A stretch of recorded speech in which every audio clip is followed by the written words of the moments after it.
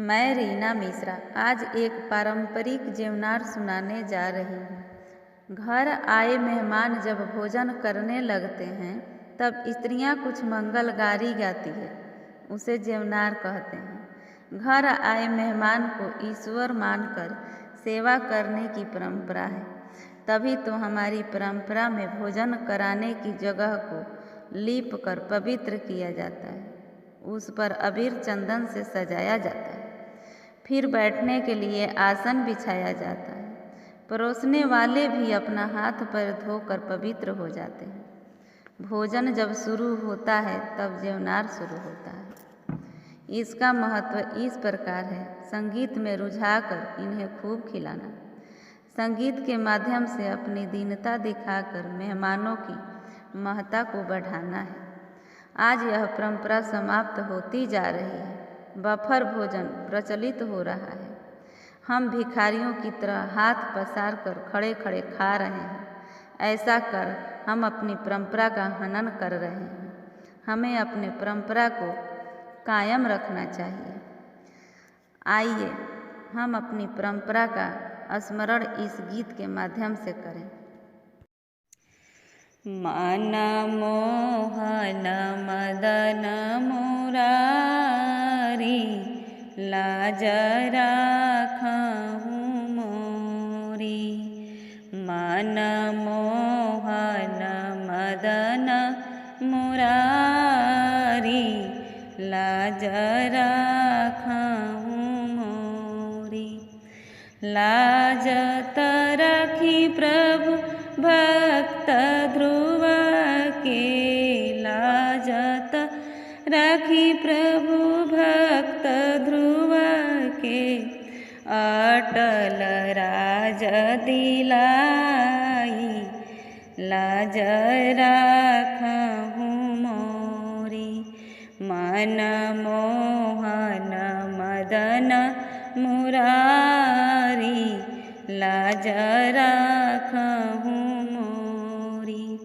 लाजत रखी प्रभु भक्त प्रहलाद के, लाजत रखी प्रभु भक्त प्रहलाद के।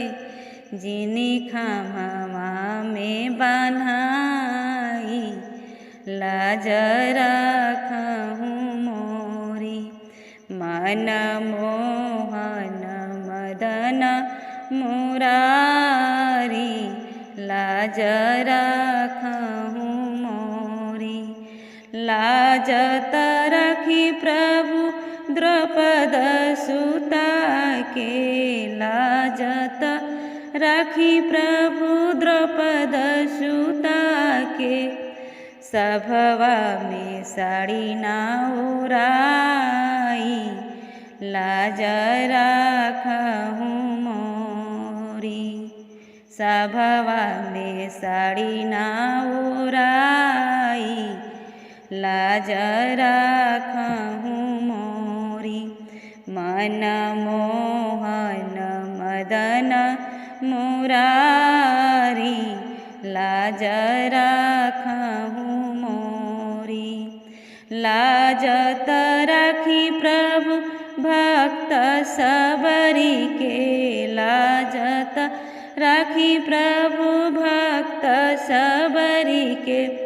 जूठी बायरी मन भाई, लाज राखहु मोरी। मन मोहन मदन मुरारी, लाज राखहु मोरी। लाजत रखी प्रभु भक्त सुदामा के, लाजत रखी प्रभु भक्त सुदामा के। तंडुल भोग लगाई, लाज राखहु मोरी। मन मोहन मदन मुरारी, लाज राखहु मोरी। लाजत रखी प्रभु भक्त विभीषण के, लाजत प्रभु भक्त विभीषण के, लंका के राजा बनाई, लाज राखहु मोरी। मन मोहन मदन मुरारी, लाज राखहु मोरी।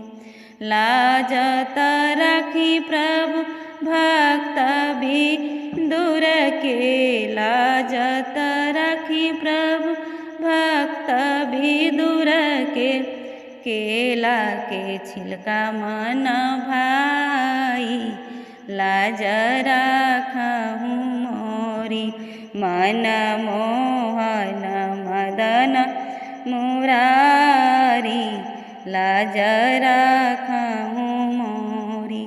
लाज रखी प्रभु हम सभन के, लाज रखी प्रभु हम सभन के, जो यह गावत गारी, लाज राखहु मोरी।